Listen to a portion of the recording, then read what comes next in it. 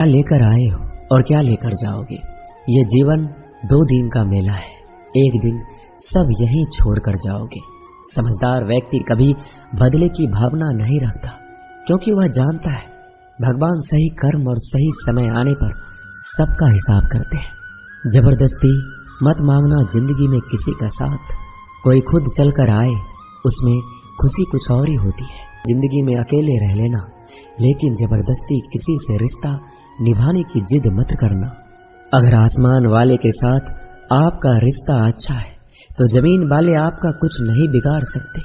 सांपों के दांत में, बिच्छू के डंक में और इंसान के मन में कितना जहर भरा है कोई नहीं बता सकता। इनसे हमेशा सावधान रहें। सत्य को सिद्ध करने के लिए किसी भी जिद करने की जरूरत नहीं, क्योंकि सत्य खुद सही समय पर स्वयं सिद्ध हो जाता है। जिंदगी में 2 चीजों का कभी घमंड मत करना, पैसा और सूरत। गरीबी आते देर नहीं लगती और चेहरा किसी हादसे में बदलते जरा भी वक्त नहीं लगता। प्रेम से भरी हुई आंखें और श्रद्धा से झुका हुआ सर, सहयोग करते हुए हाथ, सन्मार्ग पर चलते हुए पैर और सत्य से जुड़ी हुई जीभ ईश्वर की पसंदीदा चीजें हैं। अगर आप सही हो तो गुस्सा होने की आपको जरूरत ही नहीं है, पर अगर आप गलत हो तो आपको गुस्सा होने का हक ही नहीं है। धोखे में जीने से अच्छा है अकेले जियो, सुकून से जियो। अपने आप पर भरोसा रखो, तुम्हारा किस्सा एक दिन जरूर कहानी बनेगा। मजाक और पैसा सोच समझकर उड़ाना चाहिए। संघर्ष ही जीवन है, इससे डरना नहीं, लड़ना सीखो। एक बार नींद टूटेगी तो चलेगा, लेकिन कभी अपने सपने मत टूटने देना। आप कितने भी बड़े बन जाएंगे, यदि आपके अंदर इंसानियत नहीं है तो सब बेकार है। जो करना है खुद करना। वक्त के भरोसे बैठने से भी धोखा मिल सकता है। जिंदगी का एक उसूल बनाओ कि तुम्हारी इज्जत जो नहीं करता उसके पास कभी नहीं जाना, क्योंकि जीवन में क्या होगा, या तो कुछ अच्छा होगा या बड़ा होगा। जो भी होगा हमारे कर्मों का ही फल होगा। जिस प्रकार दिया तेल के बिना नहीं जल सकता, इसी प्रकार मनुष्य भगवान की कृपा दृष्टि के बिना जीवन में सफल नहीं हो सकता। जीवन में कोई भी काम करने से पहले एक बार भगवान का स्मरण करना जरूरी है कि मैं जो करने जा रहा हूँ वो भगवान को स्वीकार होगा या नहीं। ऐसा करने से आप जीवन में कोई गलत काम नहीं करेंगे। किसी का भला नहीं कर सकते तो बुरा भी मत करो। यदि सम्मान नहीं कर सकते तो बेवजह अपमान भी मत करो। तुम जिसकी जितनी परवाह करोगे उतनी तकलीफ पाओगे, और जिस दिन तुम लोगों की परवाह करना छोड़ दोगे, लोग तुम्हें तकलीफ देना छोड़ देंगे। क्या सत्य अपने लिए रखना, प्रेम दूसरों के लिए, करुणा सबके लिए रखना, यही जीवन का व्याकरण है।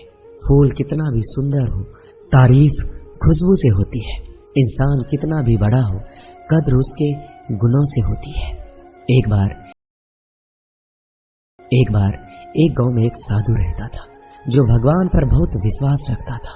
एक बार की बात है, वह साधु पेड़ के नीचे बैठा था और भगवान को याद कर रहा था, और अचानक ही वहां बाढ़ आ गई।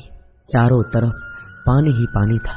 सब लोग अपने आप को बचाने के लिए ऊपर पहाड़ की तरफ भागने लगे। उनमें से एक आदमी ने देखा इस हालत में भी साधु जी भगवान की तपस्या कर रहे हैं, और सोचा कि ये अपने आप को बचाने के लिए कहीं क्यों नहीं जा रहे हैं। तो उसने उस साधु से बोला, अरे आप क्यों नहीं जा रहे हो? आप मेरे साथ ऊपर पहाड़ की तरफ चलो, नहीं तो डूब जाओगे।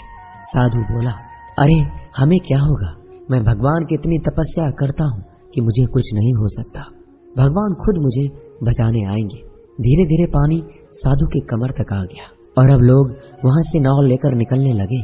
उनमें से एक ने साधु से कहा, अरे पानी आपके कमर तक आ गया है, आप हमारे साथ चलिए। साधु ने कहा, नहीं नहीं, भगवान मुझे खुद बचाने आएंगे। और वो नाव वाला भी वहां से निकल गया। कुछ देर बाद पानी इतना बढ़ गया कि साधु के सर तक पहुंच गया। अब लोगों को बचाने के लिए हेलीकॉप्टर से निकालने लगे। एक हेलीकॉप्टर साधु के पास आया, जो कि आखिरी हेलीकॉप्टर था।